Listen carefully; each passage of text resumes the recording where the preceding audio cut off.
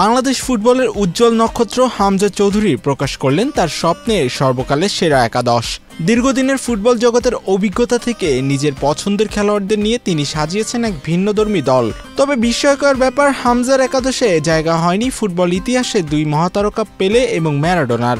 অবশ্য আধুনিক যুগের আলো ছড়ানো দুই তারকা লিওনেল মেসি এবং ক্রিশ্চিয়ানো রোনালদো জায়গা করে নেন হামজার দলে।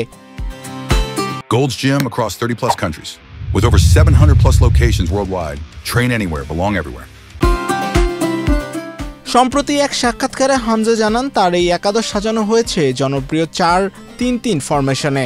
দলের দায়িত্ব তুলে দেওয়া হয়েছে হামজার প্রিয় কোচ পেপ গার্দিওলার হাতে। গোলরক্ষক হিসেবে হামজার প্রথম পছন্দ জার্মানির ম্যানুয়েল নয়ার, রক্ষণভাগের দুই সেন্টার ব্যাক হিসেবে পাওলো মালদিনি ও ভার্জিল ভান ডাইক, ডানে ব্রাজিলিয়ান ফুটবলার দানি আলভেস আর বাঁ প্রান্তে ব্রাজিলিয়ান লেজেন্ড রবার্তো কার্লোসকে রেখেছেন হামজা। মাঝমাঠে তার পছন্দের তালিকায় প্রথমেই আসেন ফ্রান্সের তারকা জেনেদিন জিদান এবং এনগোলো কান্তে, আর স্পেন থেকে তিনি নেন আন্দ্রেস ইনিয়েস্তাকে। বাংলার হামজা চৌধুরী তার আক্রমণ ভাগ সাজান LM10 এবং CR7কে দিয়ে।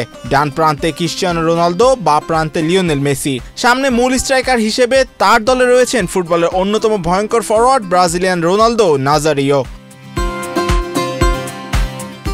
এক্ষেত্রে অনেকেই বলছেন হামজা দলে রেখেছেন মূলত সেসব ফুটবলারকেই যাদের খেলা হামজা সরাসরি দেখেছেন বা অনুভব করেছেন। তাই গেল শতাব্দীর শেষ ভাগ ও চলতি শতাব্দীর খেলোয়াড়রাই বেশি জায়গা পেয়েছেন হামজার একাদশে।